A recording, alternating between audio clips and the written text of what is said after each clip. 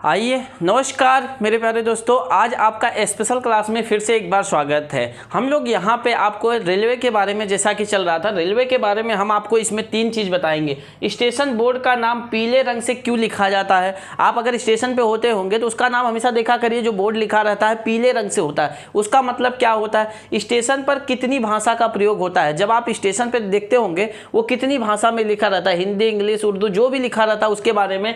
Station का नाम बदलना, कभी कभी आप देखते हैं कोई भी स्टेशन का नाम बदल दिया जाता है। जैसे हमारे इलाहाबाद का नाम इलाहाबाद था, फिर प्रयागराज किया गया, ठीक है। तो ऐसे ही जैसे DDU दीनदयाल का, ऐसे ही कई स्टेशनों का नाम जो बदला जाता है वो किसके पावर में रहता है, इस सब के बारे में जानते हैं। आइए देखते हैं।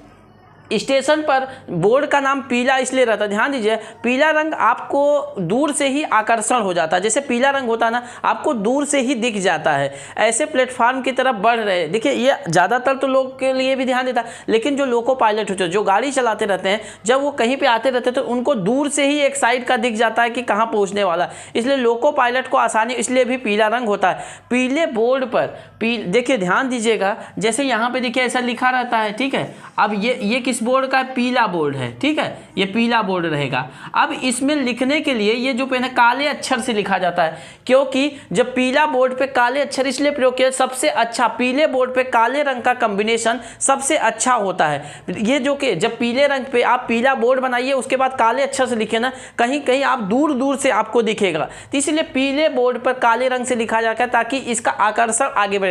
आप बोलिएगा सर ये तो रेड कलर का बनाया जाए सब तो और अच्छा होगा, लेकिन भैया लाल रंग भी लगाया जा सकता है। लाल रंग तो और अच्छा, लेकिन लाल रंग किसका निशान है भैया, खतरे का निशान है, तो इसलिए लाल रंग नहीं लगाया जाता। तो इसलिए अनुरोध के लिए रेलवे लोग कंफ्यूजन न हो, इसलिए पीला रंग पे पीला बोर्ड रहेगा, उस पे काले अक्षर से लिखा जाता है। समझ में आया आपको, पीले बोर्ड में काले।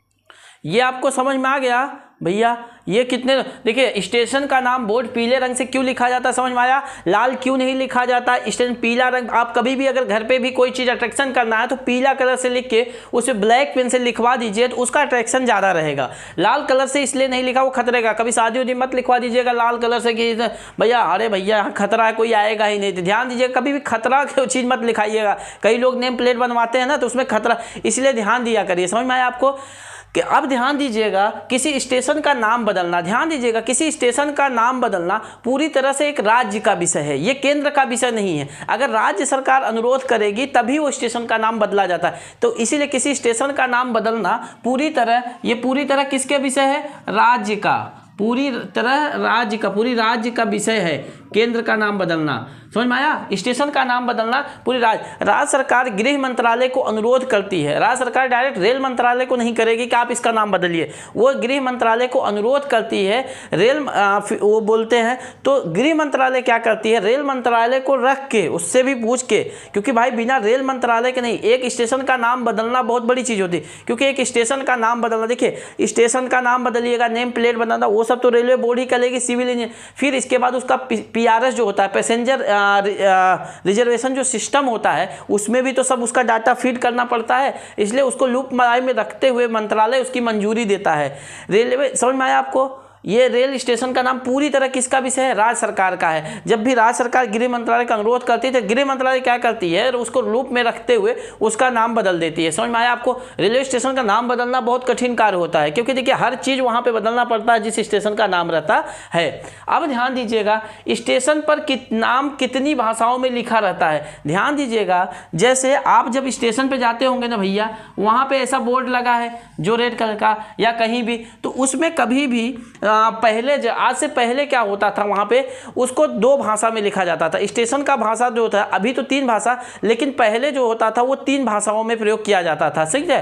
तो लेकिन अब एक क्या सरकार ने बनाया कि एक वहाँ की जो स्थानीय भाषा होगी उसको जोड़ने का प्रयास किया गया जाता है। एक स्थानीय जोड़ने का प्रस्ताव था, तो उसमें स्टेशन पर मैनुअल कहता है कि स्टेशन का नाम 3 भाषाओं में होना चाहिए। पहले ध्यान दीजिएगा, पहले क्षेत्रीय भाषा, समझ में आया आपको। पहले क्या होगा, 3 भाषा, क्षेत्रीय भाषा, फिर हिंदी आएगा, फिर क्या आएगा भैया, हिंदी, फिर क्या आएगा, अंग्रेजी। समझ में आया आपको। कोई भी स्टेशन पे आप संभवतः 3 भाषा का प्रयोग करेंगे, एक क्षेत्रीय भाषा, हिंदी भाषा और अंग्रेजी भाषा। समझ में आया आपको।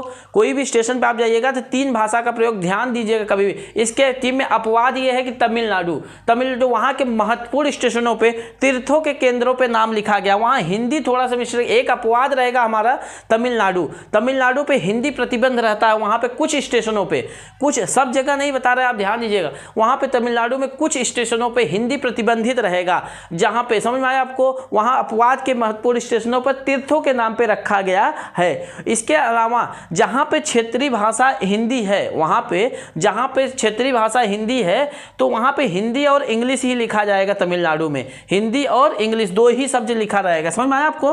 वहाँ पे जहाँ पे क्षेत्रीय भाषा, वहाँ अगर क्षेत्रीय भाषा, जैसे कहीं क्षेत्रीय जो है तो वो लिखेंगे अपना क्षेत्रीय भाषा, लेकिन हिंदी नहीं रहेगा। और जहाँ पे अगर हिंदी है क्षेत्रीय भाषा तो वहाँ पे 2 भाषा से भी हिंदी और इंग्लिश लिखा जाएगा। समझ में आया। और जो उनका रहेगा, जैसे जहाँ पे हमने अपवाद बताया तो वहाँ अगर क्षेत्रीय भाषा उनका कुछ चल रहा है तो क्षेत्रीय रहेगा और इंग्लिश रहेगा, हिंदी को प्रतिबंधित दिया। एक अपवाद में है, हम अपवाद में ध्यान नहीं देते हैं। समझ में आया आपको। अब ध्यान दीजिएगा, इसके अलावा क्षेत्रीय भाषा हिंदी, सिर्फ 2 भाषा हिंदी और अंग्रेजी लिखा जाता है। समझ में आया। अब ध्यान दीजिएगा, हम स्टेशन पर अधिकतर नाम आप जब देखते होंगे क्षेत्रीय भाषा में, एक मतलब संभवतः जहां तक हमारे भारत देश में देखते होंगे, वहां पे तीसरी भाषा का मतलब जो क्षेत्रीय भाषा है उर्दू का प्रयोग किया जाता है। समझ में आया आपको। तीसरी भाषा कौन सी, जैसे ज्यादातर किसमें, उर्दू का। अब ध्यान दीजिएगा उर्दू का क्या कहानी है, ध्यान दीजिएगा। देखिए यूपी को उर्दू में आधिकारिक भाषा होने के चलते, यूपी में क्या है, हमारे उत्तर प्रदेश में, ध्यान दीजिएगा, उत्तर प्रदेश में आधिकारिक भाषा क्या है भैया, उर्दू है। उत्तर प्रदेश में आधिकारिक भाषा क्या है भैया, उर्दू है। तो इसीलिए उत्तर प्रदेश में जो आधिकारिक भाषा उर्दू के चलते साइन बोर्ड पे सबसे ज़्यादा उर्दू लिखा जाता है। ध्यान दीजिएगा, पहले उर्दू, हिंदी, अंग्रेजी लिखा जाता है, उसमें ध्यान दीजिएगा जब लिखा रहता है। तो इसलिए देखिए अब ये यूपी में तो उर्दू लिखा गया।